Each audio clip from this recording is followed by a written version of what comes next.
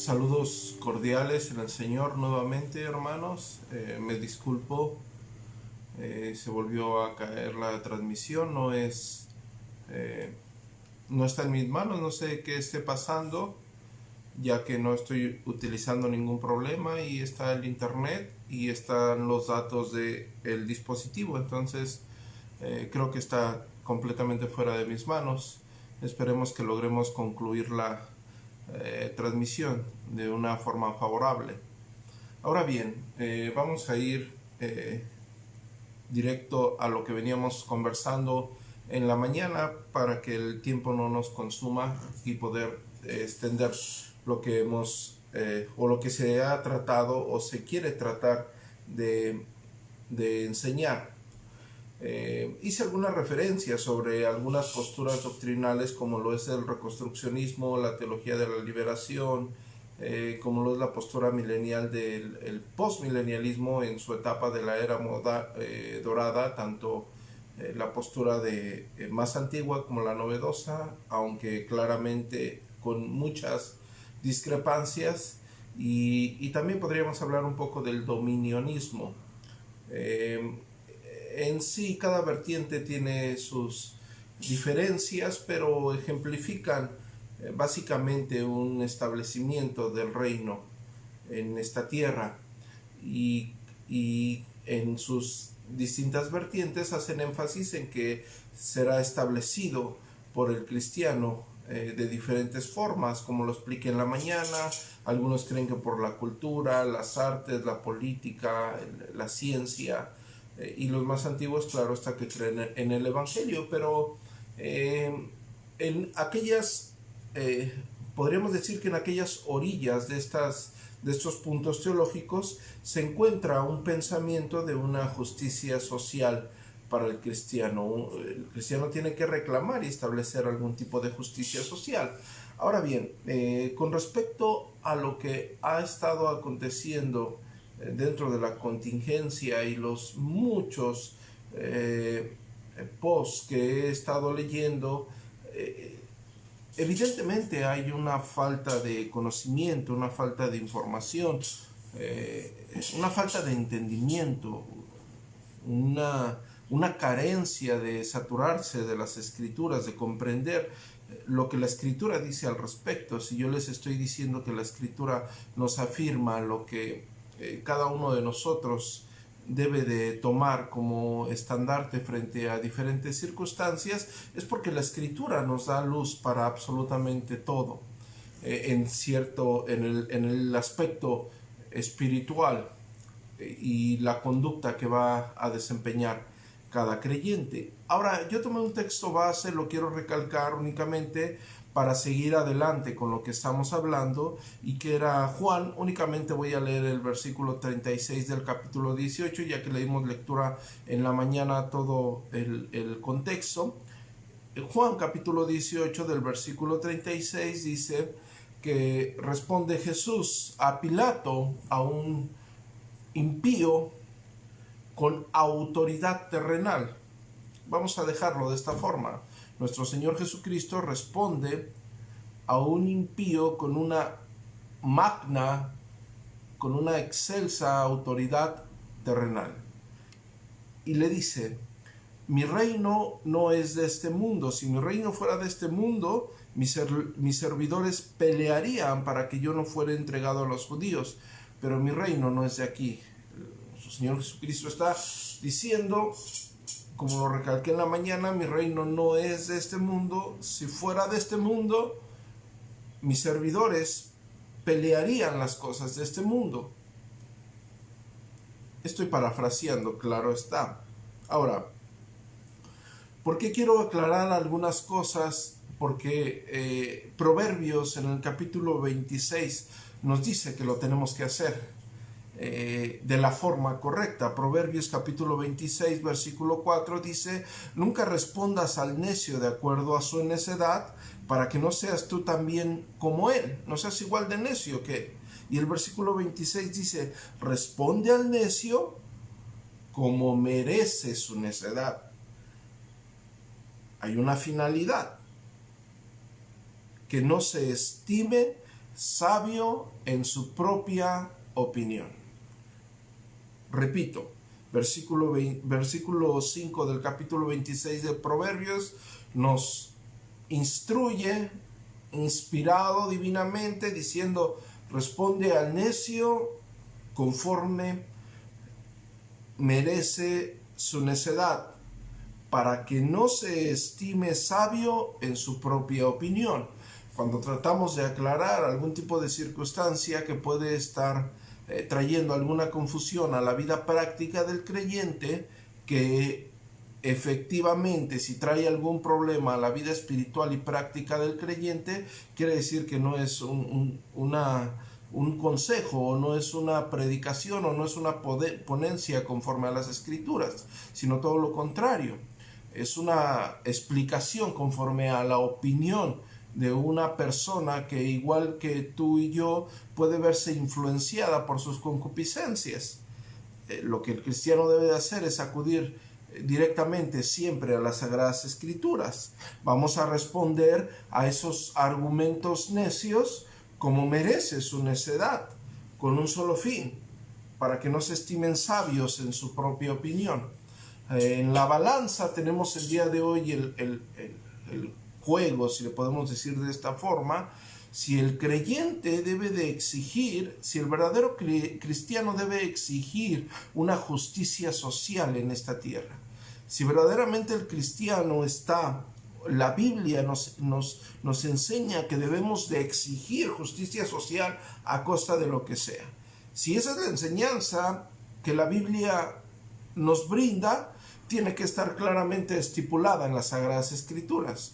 Y si no, claro está, la misma Biblia demanda que nosotros, con las mismas Sagradas Escrituras, aclaremos esta situación. Ahora, respondiendo al necio como a su necedad, conforme a su necedad, para que no se estime sabio en su propia opinión, queremos aclarar algo. Y lo dije y lo mencioné en la mañana con respecto a Corintios capítulo 10, en su segunda carta, en el versículo 5, donde dice que cada uno de nosotros debe llevar cautivo todo pensamiento ¿a qué? A la obediencia de Cristo, a la obediencia a sus enseñanzas, a sus mandatos, a lo que Él ha estipulado. Es lo que el apóstol Pablo está diciendo en 2 Corintios capítulo 10, versículo 5, derribando argumentos y toda altivez que se levanta contra el conocimiento de Dios, llevando cautivo todo pensamiento, única y exclusivamente a la obediencia de Cristo. Y para aclarar de una forma muy sencilla, en la mañana yo les expuse uno de los pasajes más hermosos al respecto a la confianza que uno debe de tener en el Señor. Porque en esta semana se promulgó y se expuso y se cuestionó cuál era la deuda que el ciudadano iba a tener en esta tierra con respecto a lo que nos va o las consecuencias que va a traer el coronavirus. Y yo les dije en la mañana, es verdad, va a haber, económicamente no se necesita ser muy sabio o no se necesita tener una licenciatura en economía para reconocer y entender que va a haber algún tipo de recesión y que va a haber unas consecuencias económicas, y que lo que los gobiernos han pedido al Banco Internacional lo va a pagar la misma ciudadanía, y no solamente nuestra generación, las generaciones que siguen. Eso es una realidad, una realidad. No tenemos que taparnos los ojos y decir que no va a pasar eso. Pero mi pregunta es, ¿el cristiano debe de estar enfocando su vida en esto? Y no solamente estoy hablando de un ministro, que claro está que un ministro necesitaría ser muy obtuso o tener su corazón verdaderamente inclinado al dinero para estar moviendo estos intereses. Estoy hablando de a ras, como comúnmente decimos aquí en México, a ras de lona. Un cristiano debería estar enfocándose en eso, debería estar preocupándose por las consecuencias económicas que nos va a traer el COVID verdaderamente. Verdaderamente nuestro aspecto, nuestro corazón, nuestra mente debería estar enfocadas en las cosas terrenales. Y yo les cité un pasaje que para mí es maravilloso y está en Mateo capítulo 6, versículo de 25 al 24, y no lo voy a leer todo porque ya en la mañana hablamos mucho al respecto. Pero básicamente el texto dice que no te tienes que afanar, ¿sí? Que mires las aves del cielo, que contemples los lirios del campo que no tejen ni hilan, y ni aun Salomón se vistió con esa gloria. Pero el versículo 35 nos dice: no os afanéis, pues, diciendo, ¿qué comeremos o qué beberemos o qué vestiremos? ¿O qué deuda tan grande nos dejará el COVID? Porque los gentiles buscan todas esas cosas, pero vuestro Padre Celestial sabe de qué tienes necesidad. Claro, yo les dije en la mañana, claro, un impío, déjenle esa preocupación al impío que está luchando por sus empresas y por sus cuestiones terrenales. Un impío que no conoce la gloria de Dios y a lo que nos ha llamado a una esperanza eterna. Un impío que no entiende que hay cosas más allá y que lo que está aquí en esta tierra es pasajero. Un impío que en su corazón únicamente está el adquirir, el tener. Eso déjenselo a esas personas que no conocen a Dios, que no conocen su gloria. Pero el cristiano, según la enseñanza de nuestro Señor Jesucristo, no debe de estar basado en esas situaciones. Está diciendo, no os afanéis, diciendo, ¿qué comeremos o qué beberemos o qué vestiremos? ¿Qué despensa vamos a tener? ¿Qué deuda le dejaremos a nuestra siguiente generación con el COVID? Porque los gentiles buscan todas estas cosas, pero vuestro Padre Celestial sabe de que tienen necesidad de todas estas cosas. Buscad primeramente el reino de Dios y su justicia, y todo lo demás os será añadido. Buscad primeramente el reino de Dios y su justicia, y todo lo demás os será añadido. Y nos podríamos pasar hablando toda la tarde de este maravilloso texto, donde llega a ser infinitamente más sublime la adquisición del conocimiento de la gloria de Dios que cualquier tesoro en esta tierra. No hay conocimiento más excelso, no hay adquisición más grande, como en alguna ocasión Charles Spurgeon lo diría, no hay adquisición más grande en esta tierra que el conocimiento del Altísimo, no la puede haber. Entendiendo esto, bajo las mismas circunstancias, tenemos que entender que como peregrinos, los hombres frágiles y pasajeros no entienden que hay algo más glorioso en esta tierra, y es una esperanza venidera. Nuestro Señor Jesucristo dice: ¿de qué aprovecha al hombre si ganare todo el mundo, pero si perdiere su alma? Absolutamente de nada, no aprovecha absolutamente de nada. Ahora, habiendo establecido nuevamente algo que ya hice mención anteriormente, vamos a empezar a desarrollar la enseñanza de esta tarde. Ya hemos dejado en claro en la mañana y con estos textos que es verdad, va a haber una recesión, es verdad que va a haber una deuda para sus generaciones. Los que tienen hijos van a recibir ellos esa deuda, claro está. Pero la Biblia nos enseña, nos exhorta a confiar en el Señor, a confiar en las promesas del Señor, a confiar en la benevolencia del Señor, sin dejar a un lado, claro está, nuestra responsabilidad, haciéndonos responsables de nuestro trabajo, de lo que Dios ha puesto que cada uno de nosotros desempeñe debajo del sol en todo el tiempo de nuestro peregrinar. Claro está, cada uno de nosotros tiene que esforzarse para ello. Pero habiendo dejado eso a un lado, ya hemos entendido que el deber de cada cristiano no está en exigir una justicia social, no está en pensar en las cosas de la carne. Si bien cada uno de nosotros vive en este mundo, no somos de este mundo, somos pasajeros. Estamos en un peregrinar, estamos en un viaje, tenemos una morada eterna. Dejemos que se afane el impío como lo dice nuestro Señor Jesucristo en Mateo capítulo 6. Como los gentiles buscan todas estas cosas, pero vuestro Padre Celestial sabe de qué tienen necesidad. Ahora bien, ya que hemos entendido que la finalidad del creyente en esta tierra nunca y bajo ninguna circunstancia será, por ningún caso, exigir una justicia social, ¿cuál es entonces la labor del creyente? Necesitas estar muy desubicado aquí en la mente y en el corazón para pensar que tu labor, y ya lo dije, no como ministro, olvídense, si un ministro está pensando en pelear esas cosas y está buscando esas cosas, hermanos, huyan. No, hermanos, el ministro está para predicar la palabra del Señor, para ser discípulos. En estos momentos de crisis, ya hablamos del cristiano y las pandemias a lo largo de la historia y cómo los ministros que Dios usó en aquellas épocas fueron reconfortantes no solamente para la iglesia, hermanos, sino para todo el mundo.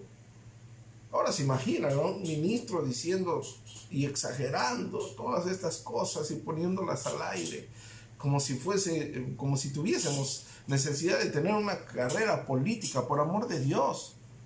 No. Eso está completamente desubicado. Ahora, hermanos, hay un texto maravilloso que yo quiero que cada uno de ustedes reconozca como algo que yo creo que la mayoría de nosotros no ha puesto en práctica.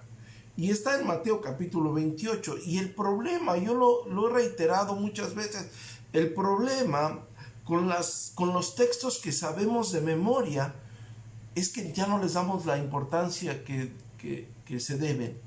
No le damos la brillantez que cada uno de esos textos exige. Y Mateo 28, yo creo que todos ustedes lo conocen perfectamente. Dice, por tanto, id y hacer ¿qué? Hacer una protesta social con lo que vaya a acontecerles en esta tierra. Eso es lo que dice el texto. Vayan y hagan una revuelta social, hagan una justicia social, exijan sus derechos nacionales. No. Dice, por tanto, id y hacer discípulos absolutamente a todas las naciones, bautizándolos en el nombre del Padre, del Hijo y del Espíritu Santo. El maravilloso bautismo, hermanos. Enseñándoles que guarden todas las cosas que os he mandado, y he aquí, yo estoy con vosotros todos los días hasta el fin del mundo. Amén. Es un mandato. Hay una claridad de dos vertientes que ustedes pueden palpar fácilmente en el texto sin necesidad de ningún exegeta.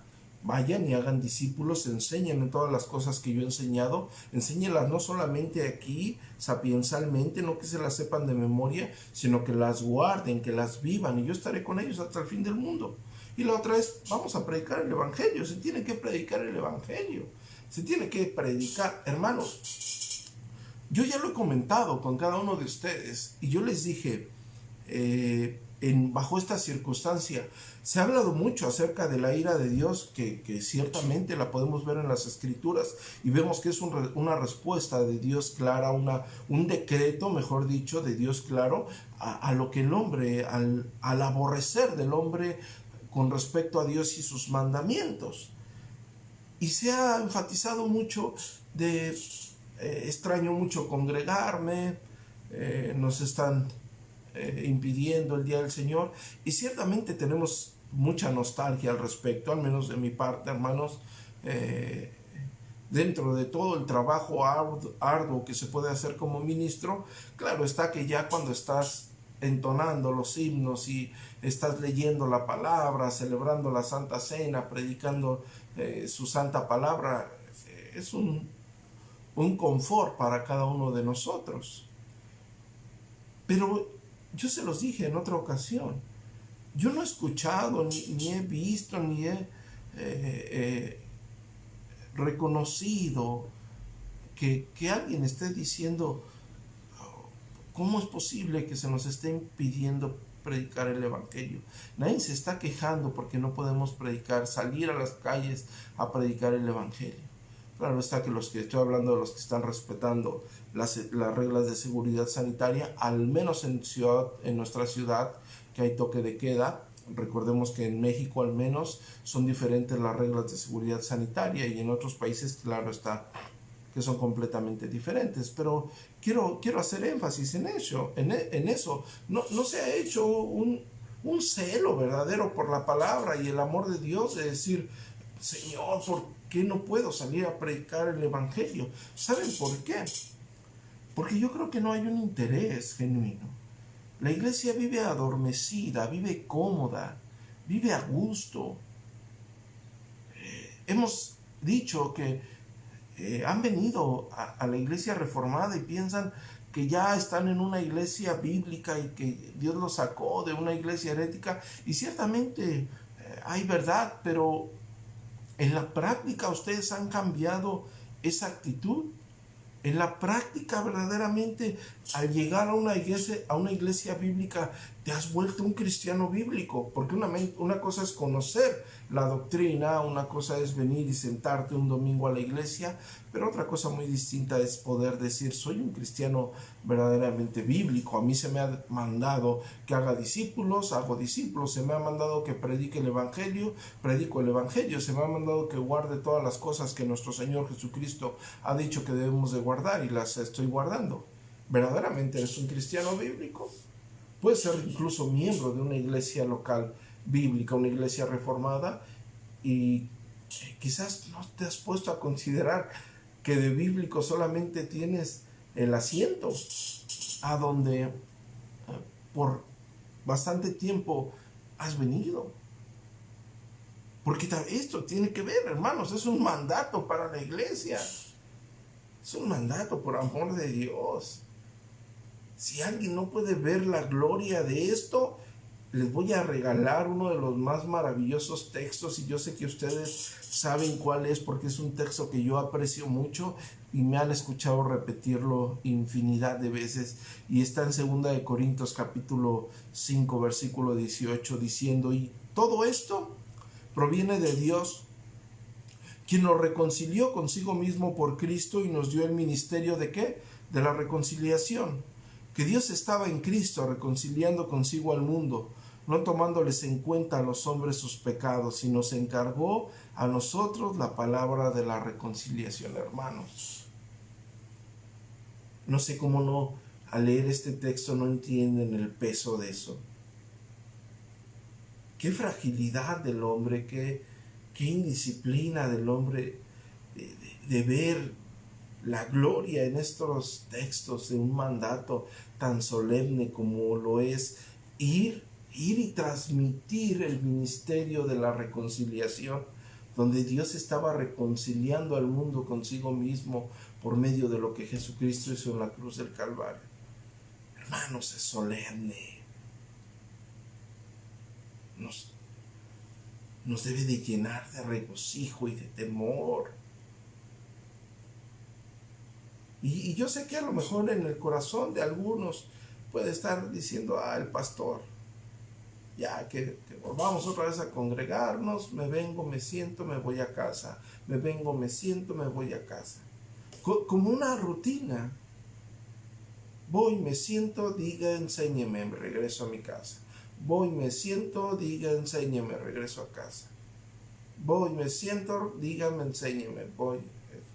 Hermanos, no, esa no es la vida del creyente.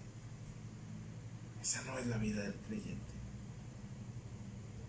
Si a ustedes no les da convicción, si ustedes no están sintiendo el deseo ardiente de clamar a Dios por misericordia, porque ciertamente ha fallado la iglesia al predicar, al ser constante en la predicación del Evangelio, ha fallado su persona al ser constante en la predicación del Evangelio. Si eso no les da ahorita el deseo de ir, de regresar, de ir a su aposento y decir, Señor, perdóname, es verdad, no he hecho la labor que tú has demandado en la iglesia, hermanos. ¿El Espíritu Santo ha sido contristado en nuestras vidas? ¿O qué ha pasado? Esa no es la vida del creyente, hermanos. Por ello el apóstol Pablo dice, así que somos embajadores en el nombre de Cristo, como si Dios rogase por medio de nosotros, o rogamos en el nombre de Cristo reconciliados con Dios. Al que no conoció pecado, por nosotros lo hizo pecado, para que nosotros fuésemos hecho justicia de Dios en él. Hermanos, es un mandato a nuestras vidas. No hay un mandato, no, en toda la Escritura no hay un mandato a la vida del creyente a exigir una justicia social, a buscar acciones legales,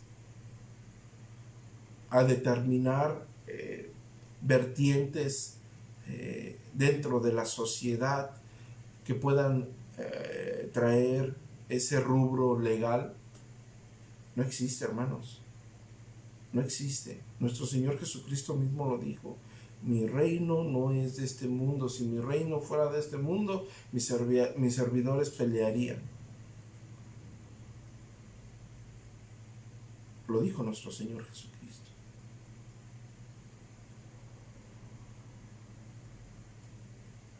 ¿Qué ha pasado? ¿Hacia dónde se ha volcado el corazón de cada uno de nosotros? Que ha desestimado las Sagradas Escrituras. Pero ¿cómo estamos para hablar de la Reforma? Y decimos, la Escritura, y sí, la Escritura, y lo que Dios dice. Hermanos, de la palabra, de que alguien diga algo, a que lo hagamos, hay una gran diferencia. Y no hay dicha, y no habrá dicha más grande en esta tierra para cada uno de nosotros que vivir lo que se nos ha demandado vivir, que predicar lo que se nos ha demandado que predicásemos, porque es un mandato, es una obligación de la iglesia, es el deber de la iglesia. El deber de la iglesia no es estar peleando en cuestiones sociales. Y quiero hacer una aclaración y no la tenía planteada en el desarrollo, pero qué bueno que la recordé. No estoy diciendo con eso que no atendamos a cosas legales, ¿eh? Si hay una situación a acudir dentro de lo legal, bajo alguna circunstancia que por necesidad se tenga que hacer, hermanos, es lo sabio. Pero si verdaderamente estás cambiando y te estás inclinando a cuestiones que, como lo dice nuestro Señor Jesucristo en Mateo capítulo 6, los gentiles buscan, los impíos buscan, creo que nuestro corazón está completamente alejado de lo que es el verdadero evangelio, de lo que es el verdadero cristianismo, de lo que es la verdadera reforma protestante. A nosotros se nos ha encomendado el ministerio de la reconciliación, el ministerio de la predicación de la palabra. Ese es el trabajo, el deber del creyente. Romanos en el capítulo 10, versículo 8 dice más. ¿Qué dice? Cerca de ti está la palabra, en tu boca y en tu corazón está la palabra de fe que predicamos.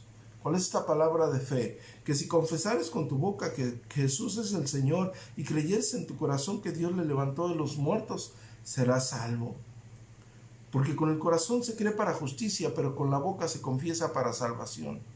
Pues la Escritura dice, todo aquel que en él creyere no será avergonzado, porque no hay diferencia entre judío y griego, pues el mismo que es Señor de todos es rico para con todos los que le invocan, porque todo aquel que invocare el nombre del Señor será salvo. Y concluyo con estos textos. ¿Cómo pues invocarán a aquel en que no han creído? ¿Y cómo creerán en aquel que no han oído? ¿Y cómo oirán sin saber quién les predique? ¿Y cómo predicarán si no fueren enviados? Como está escrito, cuán hermosos son los pies de los que anuncian la paz, de los que anuncian las buenas nuevas de salvación. Hermanos, Yo sé que a muchos no les gusta que yo hable de predicar el evangelio y prefieren irse. Está bien, no hay ningún problema, hermanos. Yo no estoy para dar gusto a nadie. Pero a nosotros se nos ha demandado, al verdadero creyente se le ha demandado predicar el evangelio. Los otros únicamente irán buscando lo que les satisfaga su ego, lo que les satisfaga su vanidad, lo que les endose su incertidumbre. El cristiano no, el cristiano tiene un mandato. Estamos al servicio de Dios, al servicio del Señor. Y nuestro servicio no es como tú quieras. Él no está a tu servicio, Él no está para engordar tu intelecto. Nosotros estamos para servir. Y en esta tierra lo que se nos ha demandado, a lo que se nos ha llamado, es a predicar el evangelio y a ser discípulos. Cuestión, hermanos, que yo creo, por la experiencia muy corta que tengo y por las iglesias a las que conozco, podría decir, estoy hablando de iglesias locales, no solamente aquí en esta ciudad, fuera de esta ciudad, yo creo que la iglesia no ha predicado el evangelio, hermanos. No predican el evangelio. No predican el evangelio. No se proclaman las buenas nuevas de salvación. Ahora se proclama la gloria de hombres. Se distribuye. Pero la gloria de Dios, no. Y bueno, hermanos, esta breve conversación tiene la finalidad de que ustedes, si el Señor nos presta vida y ustedes pueden regresar a congregarse,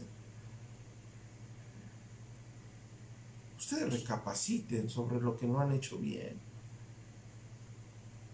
Recapaciten sobre cuál es el deber del creyente en esta tierra. Recapaciten cuál es nuestra labor ante los ojos de Dios. Y ya que ustedes la hayan entendido en las Escrituras, vean si han sido obedientes. Y si no lo han sido, hermanos, ustedes no han servido para nada en el ministerio de la palabra. Porque se les ha otorgado el ministerio de la reconciliación, como lo dice el apóstol Pablo a los Corintios. Y ustedes no han sido efectivos. Cristianos de banca, hermanos, no somos, con todo respeto, no somos un club social, no somos la tradicional iglesia católica, que a lo mejor muchos de ellos sirven más. No somos eso. Somos una colonia celestial en esta tierra con un solo propósito, con un solo fin: hablar de las virtudes de aquel que nos llamó de las tinieblas a su luz admirable. El único propósito en el cristiano es predicar el evangelio, es hacer discípulos, enseñarles la doctrina delegada por nuestro mismo Señor Jesucristo a aquellos discípulos. ¿Cómo puede ser que algunas personas estén peleando porque se les enseña escatología, la teología del pacto, las doctrinas lapsarianas, y dicen: es que no puedo predicar el evangelio porque todavía no sé mucho? No sabes que Cristo murió por tus pecados. No sabes que Cristo murió por tus pecados. No sabes que eres un ser vil y asqueroso que necesitaba un Salvador, que necesita un Salvador y que necesitará un Salvador. Si no sabes eso, te lo predico porque a lo mejor no has creído en el que la Escritura enseña, en el que murió en la cruz por nuestros pecados.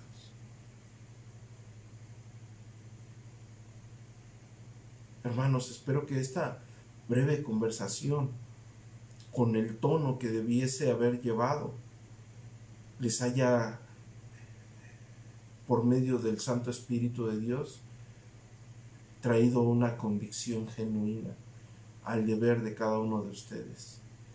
Un deber que desgraciadamente, hermanos, y es muy triste, no han cumplido. Muy triste, pero no han cumplido. Y yo se los he dicho en otras ocasiones. Después no vengan a mí a decirme con que es que hay pocas iglesias sanas. Es que la gente no conoce el Evangelio. Pues ¿cómo quieren que haya muchas iglesias sanas si no predican, no discipulan? ¿Cómo quieren que la gente conozca el Evangelio si las pocas personas que lo saben no lo comparten? Si tu vida, después de esta contingencia, si Dios nos sigue prestando vida y permite que nos volvamos a reunir, va a ser venirte a sentar, regresarte, venirte a sentar, regresarte, venirte a sentar. No has entendido nada.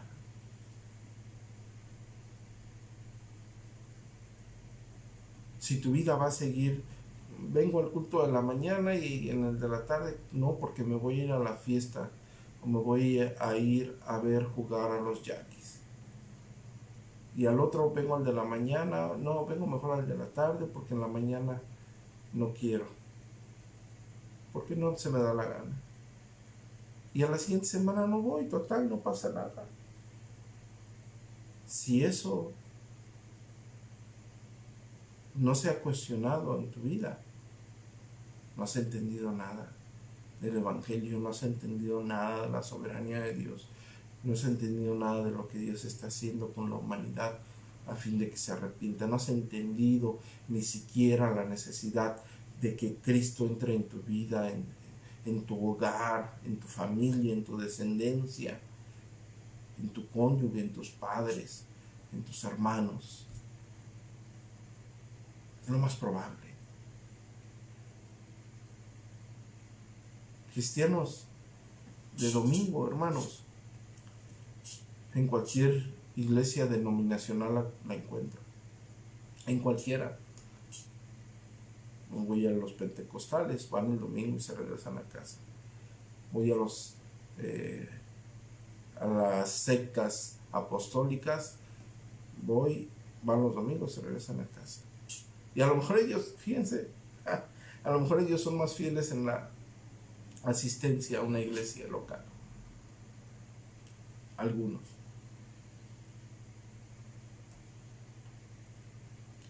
No, hermanos, el creyente no ha sido llamado a exigir una justicia social en esta tierra, a exigir derechos sociales, una igualdad social, ¿no? Entiendan, hermanos, que lo que el mismo Señor Jesucristo dice es que el mundo nos aborrece como le aborreció a Él, y el mundo nos va a aborrecer como le aborrece a Él cuando predicamos y decimos las cosas como son.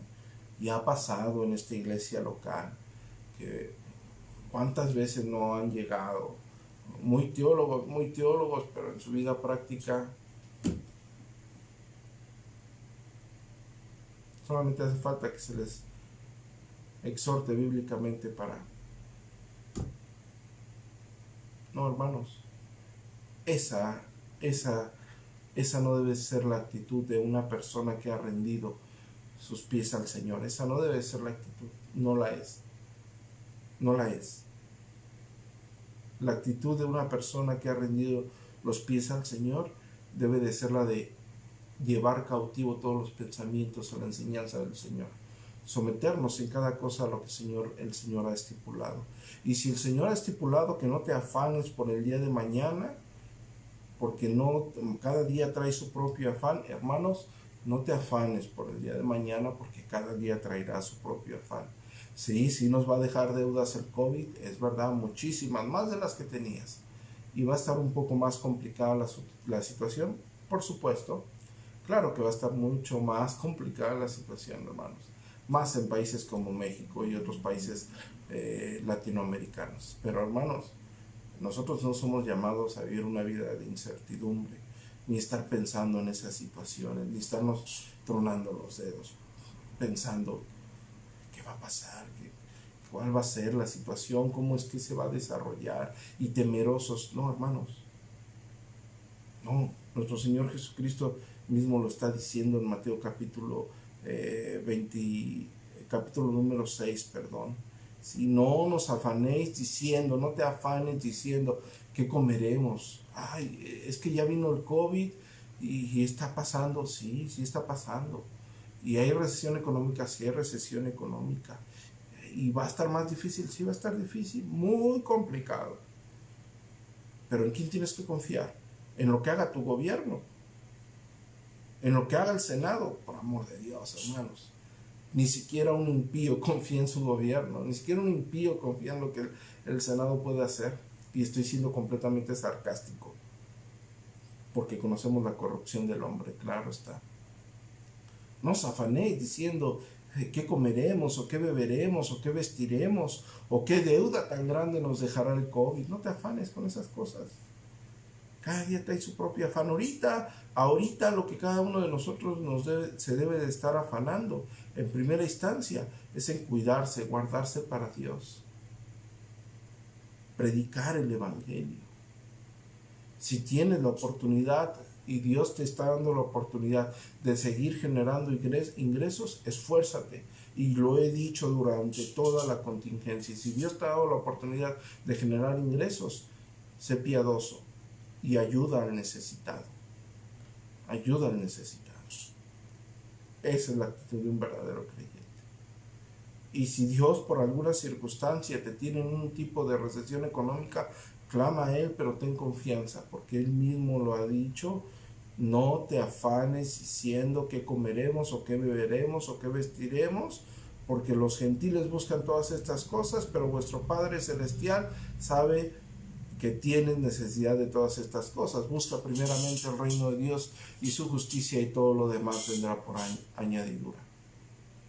Hermanos, la fe del creyente es tan gloriosa y es tan excelsa, y ustedes la pueden palpar de una forma incalculable, que durante 2000 años, en las diferentes circunstancias que han pasado por estos 20 siglos, el mundo, en las situaciones complicadas, siempre ha dado vuelta y ha mirado a los cristianos sorprendidos de una actitud de gozo y de reverencia de esas personas en esas circunstancias.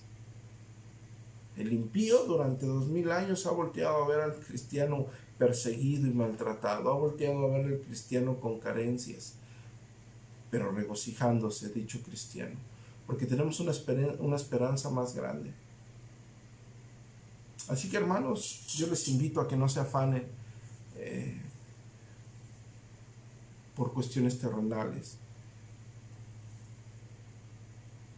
Tenemos que esforzarnos para traer provisión a nuestros hogares día a día, y gracias damos a Dios por ello, porque nos da fuerzas y porque nos da en su misericordia el privilegio de poder sustentar nuestras casas.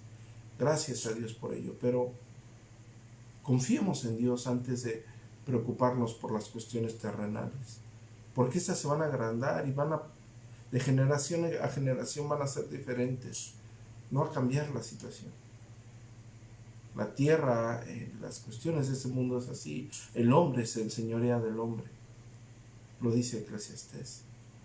No, hermanos, nosotros confiemos plenamente en Dios, en la esperanza de la vida eterna, la cual Dios, que no miente, ha prometido desde antes del principio de los siglos.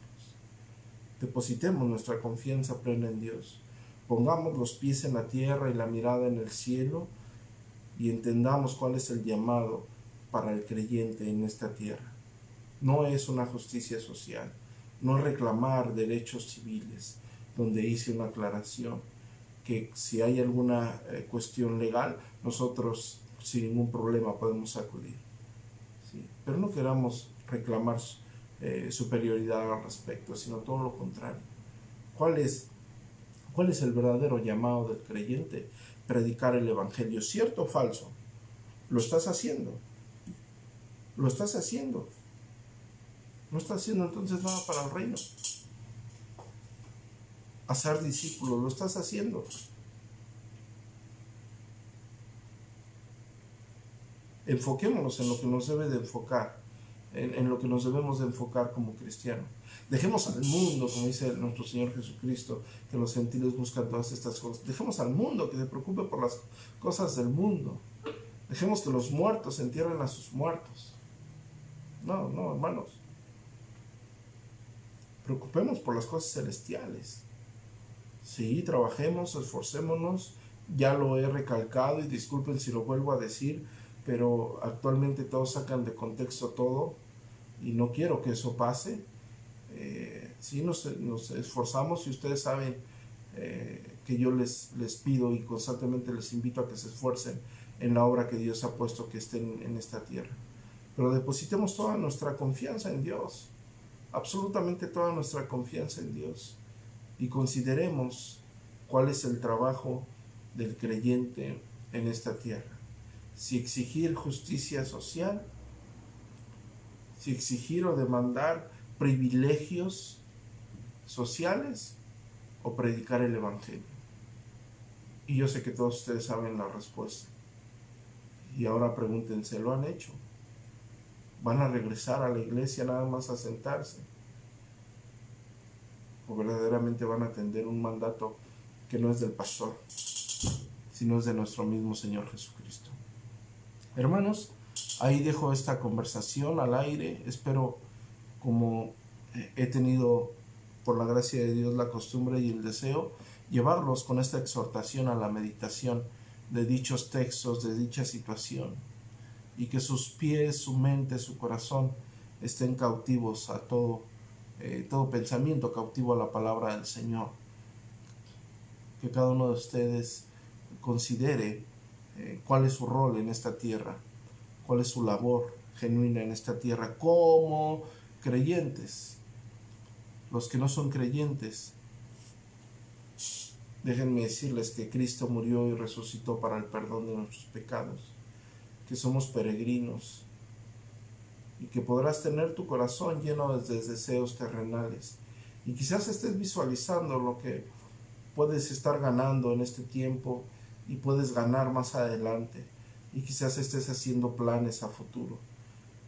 Pero si no te has arrepentido de tus pecados y puedes estar asistiendo a una iglesia o no asistiendo a una iglesia y no has creído en Jesucristo, si tú en este momento mueres, tienes un tormento eterno. Solamente tienes que creer en Jesucristo. Solamente tienes que creer en su luz, en su gloria, en su verdad.